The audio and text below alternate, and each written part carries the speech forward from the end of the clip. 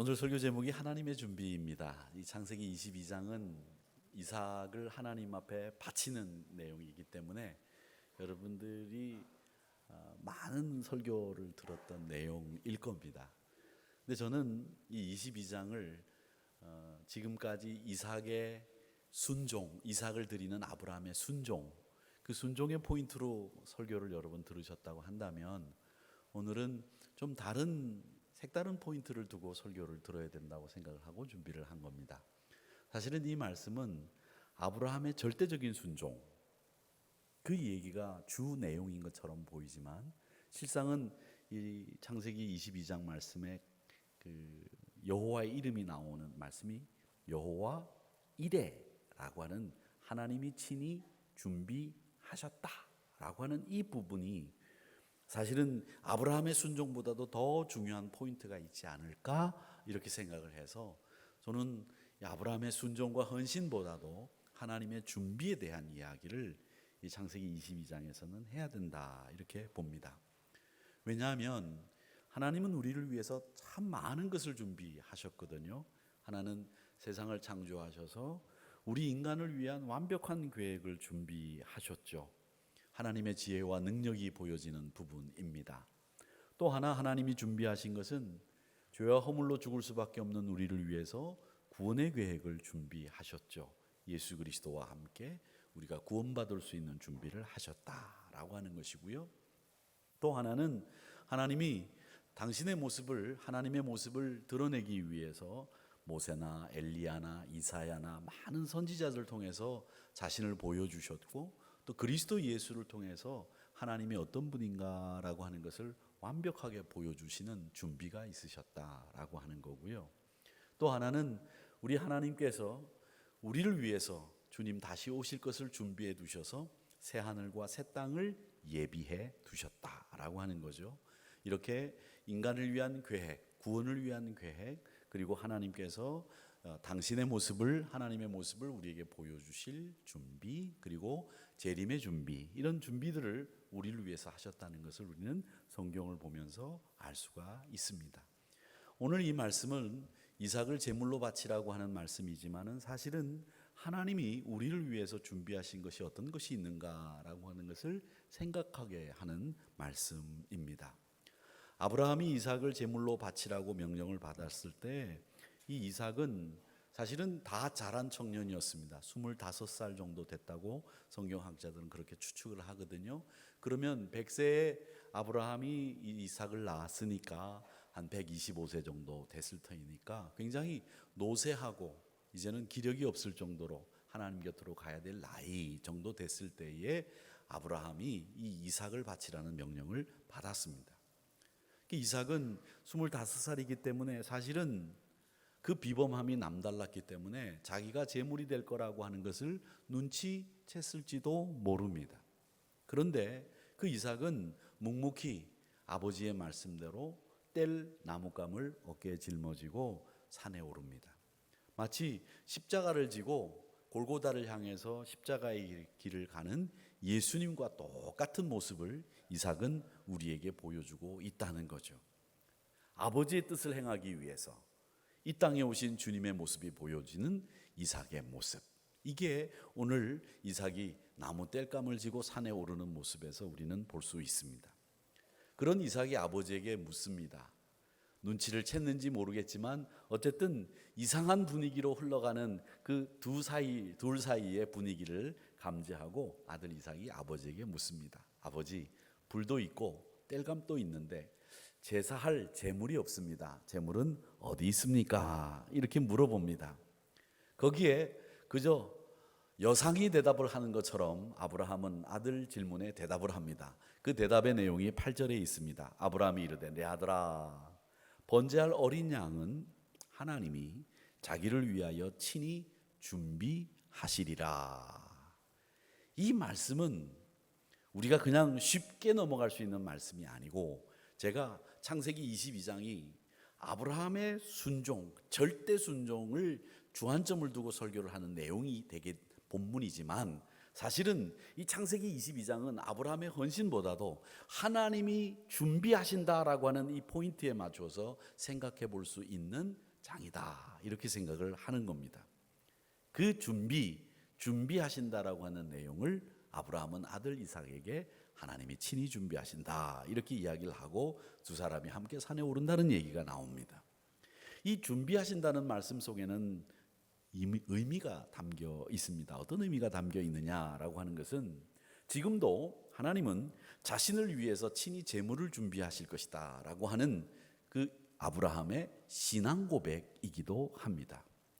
아들을 죽여야 되는 최악의 상황을 맞닥뜨렸습니다. 나는 하나님을 그래도 믿는다.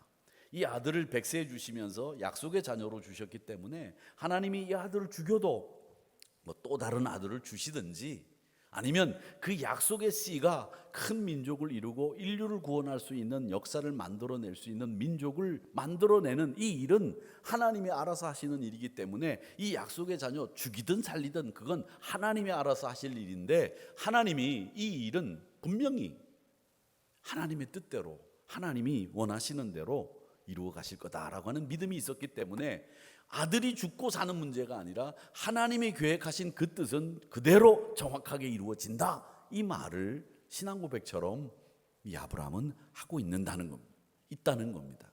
하나님이 준비하십니다. 친히 하나님이 준비하셨기 때문에 우리는 걱정할 것 없다, 이 이야기를 아브라함이 우리를 대신해서 신앙 고백하고 있다, 이렇게 생각하시면 됩니다.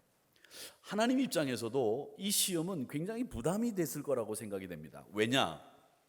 만약에 아브라함이 이 명령을 듣지 않고, 하나님 전 못합니다, 전 못하겠어요, 아들을 죽이라니요, 이게 말이 되는 얘기입니까? 만약에 그렇게 저항을 하고 거부했다고 한다면 지금까지 갈대아 우르에서부터 시작을 해서 가나안까지 쭉 하나님이 아브라함을 데리고 오면서 여러 가지 시험을 통해서 나름대로 아브라함을 지금의 아브라함으로 만들어 놓으셨는데, 이걸 한순간에 다 잃어버리게 되는 거예요. 놓치게 되는 거죠.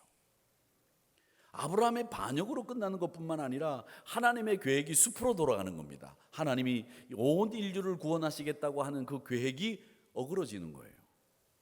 그리고 하나님의 패배라고도 말할 수 있겠고, 그동안 하나님이 아브라함에게 베풀었던 여러 가지 시험을 통해서 훈련하는 것도 다 물거품이 되는 이런 위험 부담이 하나님 편에서도 있다는 거예요. 자, 그런데 하나님은 그 시험을 통해서 이 아브라함을 완벽하게 준비시킨다라고 하는 이야기를 하시고 있는데, 이 준비시킨다라고 하는 말은 하나님을 위한 제사라는 겁니다. 이 제사가 아브라함의 믿음을 시험하기 위한 여러 가지 목적도 있겠지만, 이 제사는 누구를 위한 제사? 하나님을 위한 제사라는 거예요.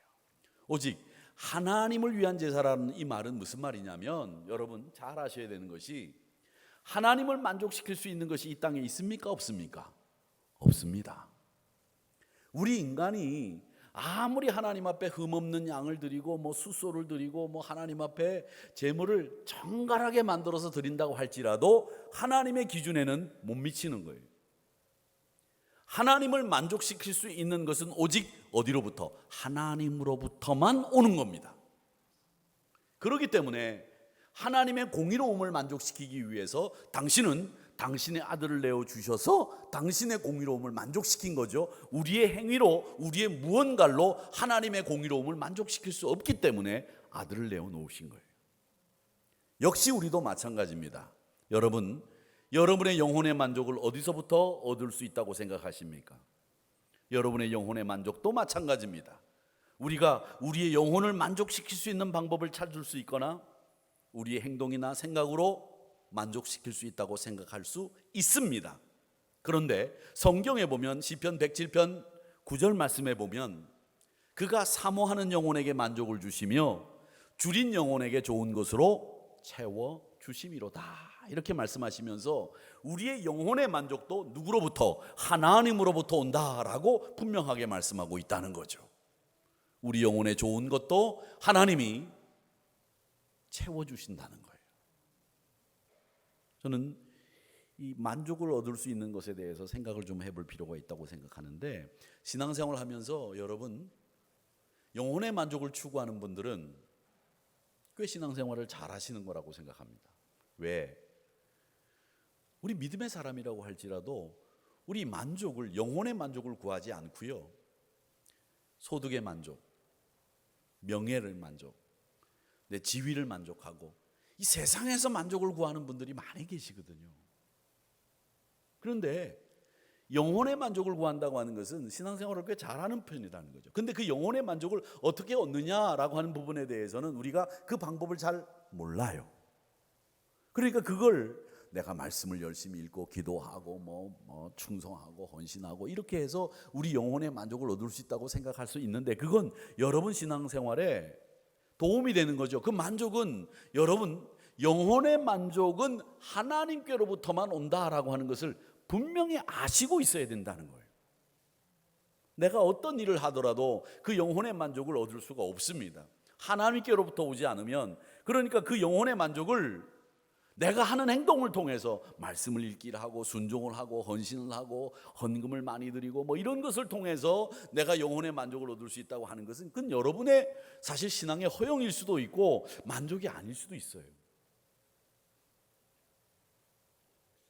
그런데 저는 그 영혼의 만족을 추구하는 분은 그래도 그 영혼의 만족을 나로부터 얻지 않고 하나님께로부터 얻을 수 있다고 하는 생각을 하는 이 업그레이드가 될 수 있기 때문에 이 영혼의 만족을 추구하는 분들은 신앙생활을 잘하는 분이라고 생각합니다만, 세상에서 만족을 얻으려고 하는 분들이 아직도 신앙생활하는 중에 있다는 거죠.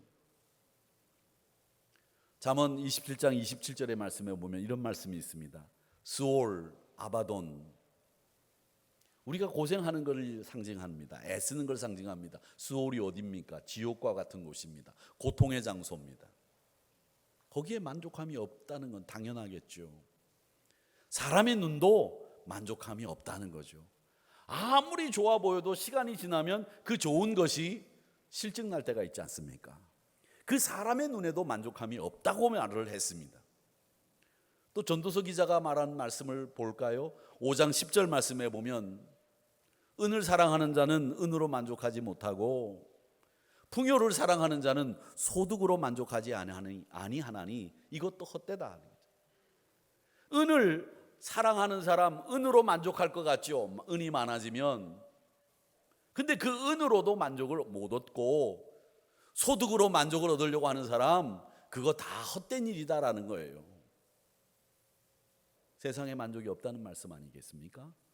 그러니까 여러분, 우리가 만족을 얻는다고 하는 것은 하나님 안에서 만족을 얻어야 되는 것이고 하나님 형상으로 만족해야 되는 것이고, 제가 지난주 금요일 날 설교했던 것처럼 금요일 설교처럼 하나님 형상으로 만족하고 하나님 한 분만으로 만족해야 되는 이유는 세상에는 은이나 소득으로 만족을 얻을 수 있는 길이 없다는 거예요. 근데 그게 있다라고 주장하는 분들이 있는데 그게 세상이에요. 그 만족은 하나님께로부터 온다. 이걸 여러분 분명히 아시고 영혼의 만족을 추구하시되 그 영혼의 만족은 하나님께로부터 얻겠다, 이런 생각으로 신앙생활 하시기를 축원합니다. 그러셔야 됩니다. 하나님은 하나님을 위해서 철저하게 준비하셨고 그 계획과 은혜가 있었기 때문에 우리는 그분이 우리를 위해서도 철저하게 준비하신다는 것을 알 수 있습니다. 결국 여러분 어떻게 됐습니까? 이삭을 하나님 앞에 드렸습니까? 하나님이 준비한 양이 드려졌습니까? 결국은 하나님이 예비하신 양이 드려지지 않았습니까? 이 말은 하나님이 이 모든 일을 순종하기만 하면 미리 다 준비해 두시고 치밀하게 그 일을 하나님의 뜻대로 이루어 가시되, 아브라함의 믿음도 공고하게 만드셨고 이삭도 죽이지 않고, 또 그러면서 하나님이 친히 준비하신다고 하는 아브라함의 고백처럼, 신앙 고백처럼 그대로 될 수 있도록 모든 것이 다 윈윈윈 할 수 있도록 만들어주시는 결과를 만들어냈다. 그러니까 이렇게 온전하게 100% 만족시킬 수 있는 길은 하나님 한 분밖에 없다는 겁니다. 우리 인간이 아무리 애를 써도 우리 인간으로서는 만족을 얻을 수 있는 길이 없다는 거죠. 만약에 아브라함이 그 만족을 위해서 뭔가를 했다고 한번 해보겠습니다. 어떤 결과가 나오겠습니까? 아들이 죽어야 되는 결과가 나왔든가, 아니면 하나님의 명령에 불순종하는 결과가 나왔든가 뭔가 하나는 잃고 말았을 거라는 거죠. 그러니까 인간의 계획과 인간의 준비는 부족하고 소홀함이 있고 뭔가 한 곳이 터져 있다는 거예요. 그런데 하나님의 계획은 완벽하게 누구나 다 이길 수 있도록 이삭도 살릴 수 있었고, 아브라함의 신앙 고백처럼 하나님이 준비한 양을 드릴 수 있었고, 또 하나님은 하나님의 계획대로 아브라함을 들어서 그대로 쓸 수 있도록 만드는 결과가 생겼다. 이렇게 하나님은 아브라함의 말처럼 친히 준비하시는 가운데 모든 것이 승리하게 됐다라는 것이죠. 아브라함은 그 아브라함의 이렇게 일생을 보면 총 4번에 걸쳐서 영적 생활에서 포기를 요구받았습니다. 제일 처음 포기를 요구받은 게 뭐냐면 본토 친척 아비 집을 떠나라는 그 포기의 명령을 하나님이 갈대아 우르에 있는 아브라함에게 하지 않았습니까? 근데 그 포기는 고향 친척 아비 집을 떠나라고 하는 것은 고대 사회는 이 시족 사회에서 떠나면 죽을 수 있어요. 안위가 우리나라처럼 이제 요즘 국가들처럼 경찰 국가의 기능이 없기 때문에 국가가 자기가 살고 있는 공동체에서 벗어나면 곧 죽을 수 있는 상황이 벌어지기 때문에 본토 친척 아비 집을 떠나라고 하는 말은 뭐냐면 지금하고 상황이 달라요. 네가 안전하게 거할 수 있는 곳도 나를 위해서 버릴 수 있느냐, 네 안위를 나를 의지하고 맡길 수 있겠느냐, 이걸 말씀하신 거거든요. 그러니까 우리의 안녕을 포기할 수 있느냐, 이걸 하나님이 제일 첫 번째 물어보셨고, 그 다음에 두 번째로 이 소돔과 고모라를 택해서 살고 있는 이 롯과 하나님이 헤어지라고 말씀하지 않습니까? 이 말은 친척 인간관계를 정리할 수 있느냐, 이걸 물어보시는 거예요.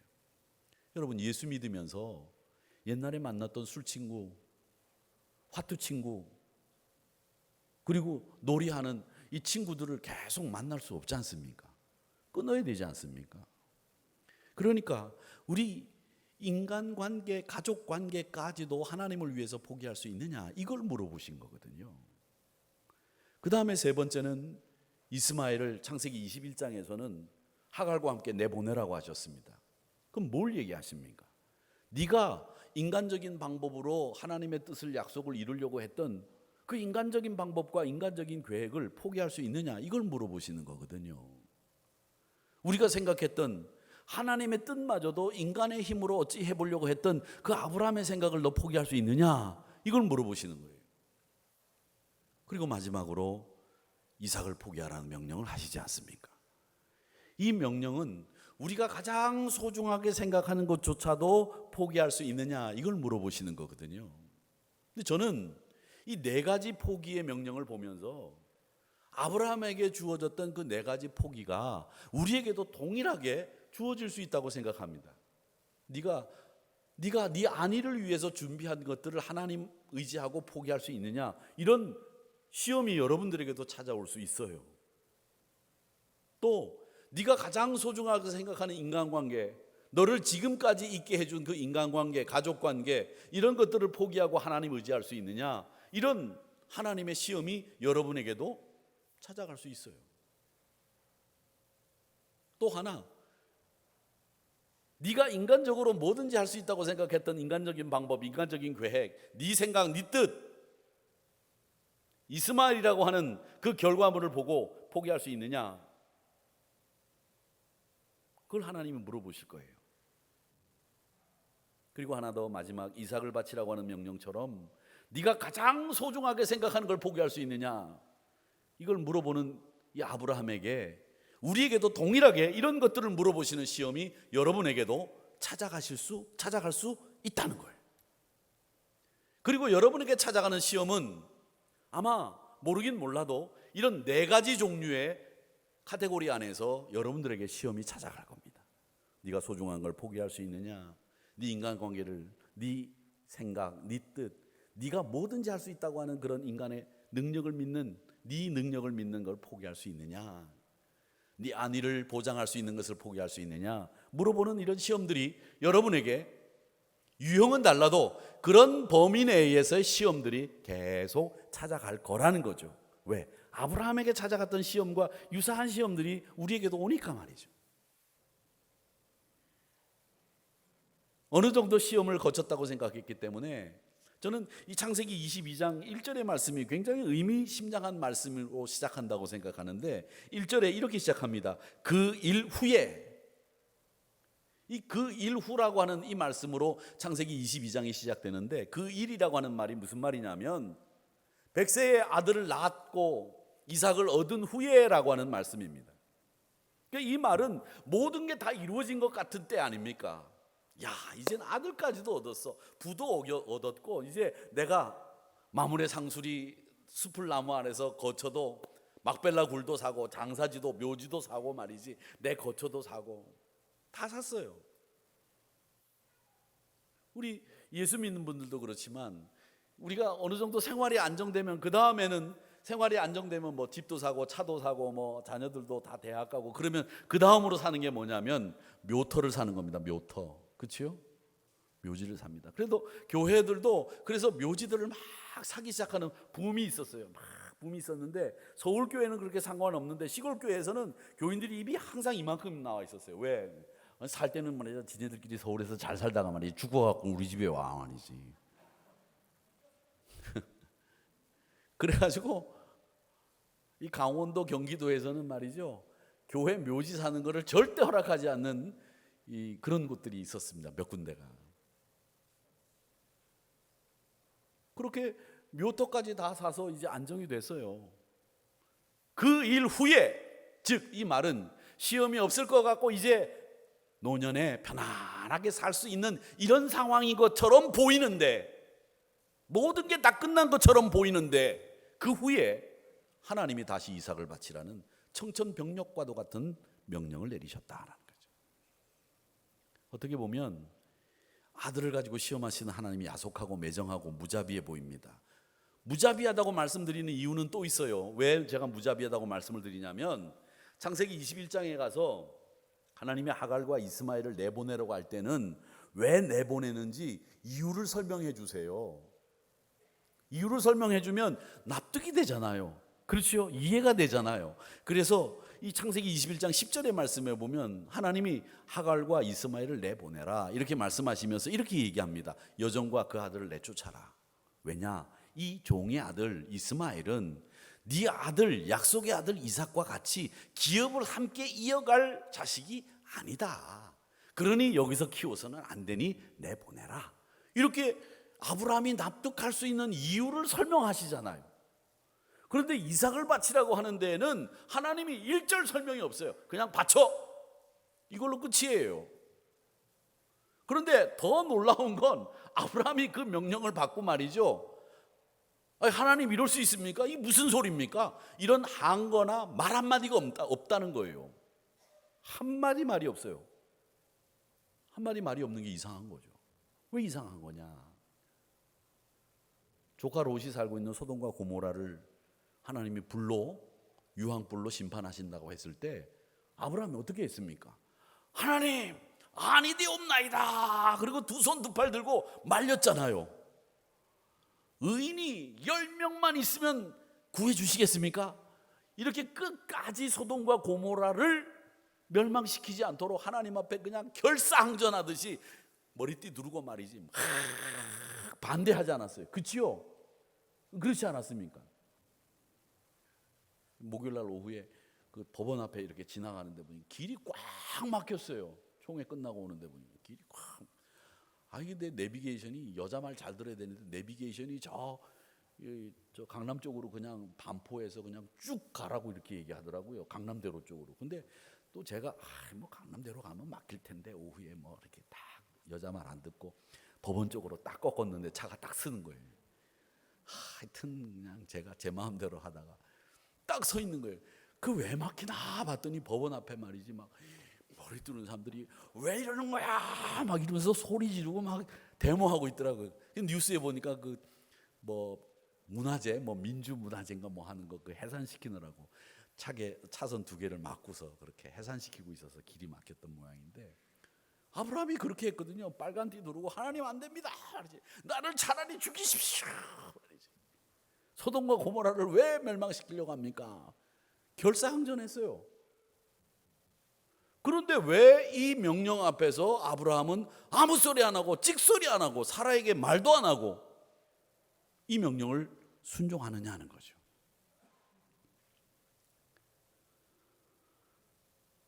저는 하나님이 이 부분에 대해서 이렇게 생각합니다. 아브라함이 이걸 알았던 것 같아요. 우리에게 포기를 요구하실 때 우리를 이해시키거나 우리에게 설명을 하시거나 우리가 납득이 될 때 하나님이 시험을 하시는 게 아니더라고요. 이해가 안 되고 도무지 납득이 안 돼. 꼭 그런 상황에서 시험이 우리에게 찾아오더라는 거예요. 아, 그래, 맞아. 이쯤에서는 내가 시험 받을 만해. 이렇게 납득이 될 때 시험이 오는 경우가 있으세요? 없어요. 납득이 안 돼요. 도무지 이해가 안 돼요. 그러니까 믿음 생활이 쉽지 않은 것 같아요. 종회 때 이렇게 갔는데 저희 후배 목사님이 그 충남도에서는 제일 큰 교회 목사님이신데 대의원에 안 오셨어요. 밀양에서 목회를 하시다가 그쪽으로 가셨는데 그래서 이상하다. 왜 그 친구가 안 왔지? 그래가지고 전화를 딱 해봤더니 대의원을 바꾸고 그 목사님이 사모님하고 어디로 가셨어요. 왜 그러냐 그랬더니 사모님이 폐암 4기래요. 폐암 4기? 우리는 벌써 이 예후가 안 좋은 암은 폐암, 췌장암이라고 하는 거 알고 있지 않습니까? 그런데다가 폐암이 4기까지 갔다 그러면은 이거는 심각하다라는 생각이 딱 들더라고요. 근데 하나님이 밀양교회에서 그렇게 고생하시다가 이제 그 교회 오셔가지고 목회 열심히 잘하고 계시고 얼마나 착하고 성실한지 몰라요. 그 목사님 내외가. 하여튼 사모님이 너무 착하고 너무 순진해. 너무 순진한 것도 좀 좋진 않더라고요. 사실은 때로는 좀 약간 좀 안 순진해도 되는 부분이 있는데 너무 순진하니까 말이죠. 폐암 사기라는 거예요. 얼마나 이해가 안 되는지. 하나님 그렇게 열심히 목회하고 지금 이제 교회가 참 잘 자라고 있는데 하나님 이런 시련을 통해서 그 목사님을 왜 하나님이 이렇게 하실까? 이해가 안 돼. 납득이 안 돼요. 우리에게 찾아오는 시험이 납득이 되는 경우가 얼마나 있습니까? 이해가 안 되잖아요.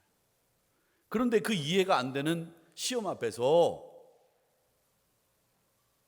이 아브라함은 말이죠. 아무 소리 하지 않는 거예요. 그 소돔과 고모라를 멸망시키려고 할 때 저항하던 모습이 일절 하나도 안 보인다는 거죠. 그냥 아침 일찍 일어나서 사라와 상의도 안 하고 이삭을 데리고 모리아산으로 갑니다. 사실은 따질 게 많잖아요. 하나님, 이삭 이름이 뭡니까? 너무 기뻐서 웃는다라고 하는 말로 그 이름을 지었는데 정말 웃기는 일 아닙니까 이거? 진짜? 하나님 그럴 수 있습니까? 아들을 주시고는 또 도로 내놓으라고 하시는 법이 어디 있습니까? 우리 웃음을 뺏어가겠다는 건가요? 하나님께서는 시험해 보는 거라고 하더라도 시험을 당하는 쪽에서는 말도 안 되는 얘기잖아요. 게다가 이해를 구하거나 설명을 한 줄 없이 달라고만 하시는 하나님, 자비하시고 도무지 이해가 안 되고 독선적이잖아요. 그런데 이해가 안 되는 게 아브라함의 태도라는 거예요. 결국 이삭의 입장에서 보면 아버지는 비정하죠. 아들을 죽일 각오까지 한 비정한 아버지. 하나님은 자기 만족을 위해서라면 뭐든지 하는 야비하고 무자비한 하나님. 여러분 어떻게 생각하세요?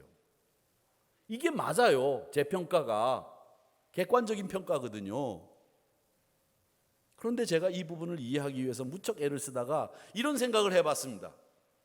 지금까지 아브라함이 했던 시험들, 여러 가지 시험들이 있는데 그 시험들 가운데서 명확하게 선명하게 아브라함의 믿음이 드러나는 경우가 없었다는 거예요. 이 시험만큼은 아브라함의 믿음을 아주 선명하게 드러낼 수 있는 시험이라고 생각하신 거죠. 여러분 보세요. 좋은 상황에서는 이 사람이 정말 나를 돕는 사람인지 나를 돕지 않는 사람인지, 이 사람이 좋은 사람인지 나쁜 사람인지 좋은 상황에서는 드러나지 않습니다.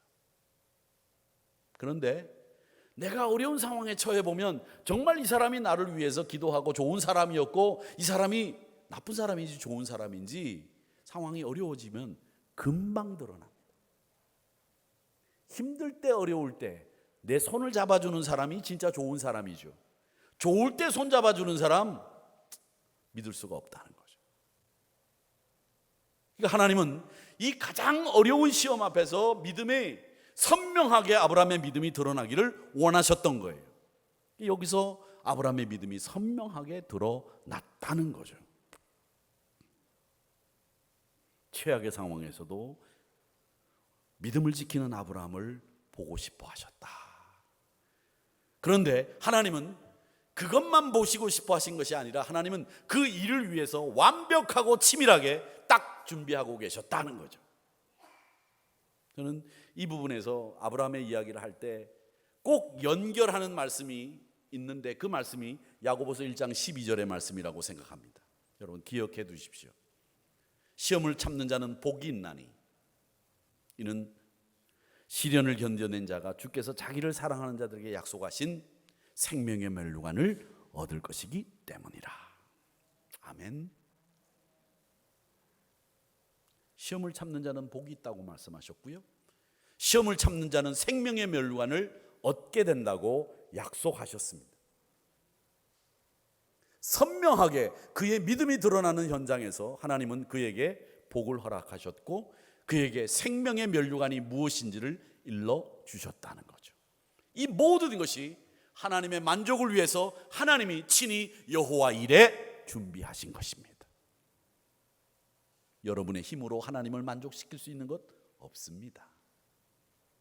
우리의 만족도 은이나 소득으로 만족을 얻을 수 있는 것 없습니다.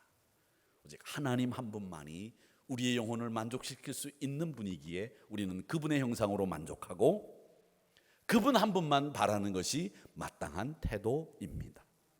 그리고 여러분, 시험이 찾아온다고 할지라도 그 시험은 항상 아브라함에게 찾아갔던 4가지 시험처럼 우리의 안위를 포기하거나 가족관계를 포기하거나 또 혹은 여러분이 가장 소중하게 생각하는 것을 포기하게 만드시거나 아니면 내가 썼던 인간적인 방법, 내 능력으로 해결했던 것들을 하나님은 포기하도록 요구하신다는 것. 그 요구 앞에서 아브라함은 선명하고도 분명하게 자기의 믿음을 보이셨고 그 믿음 앞에서 하나님은 생명의 멸류관, 복이 있다고 선언하시면서 그가 준비한 양을 통해서 하나님이 아브라함을 제사를 드릴 수 있도록 만들어주신 여호와 이레의 상황이 확연하게 그 22장에서 완벽하게 구현됐다는 겁니다. 하나님이 친히 준비하십니다. 여러분의 영혼의 만족을 위해서도 여러분의 삶을 위해서도 하나님은 여러분 한 분 한 분을 위한 계획을 준비해 두고 계시고 그 준비해 두신 계획에 의해서 여러분을 이끌어 가시는 줄 믿습니다.